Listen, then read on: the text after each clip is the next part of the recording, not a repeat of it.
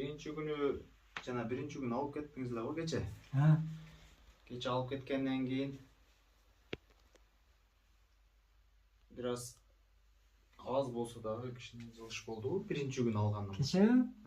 Бул сразу моюм жакшы болуп калды. Кече остеохондростон кийин уже жылыш болуптур да. Ошого келипсиз да кайра.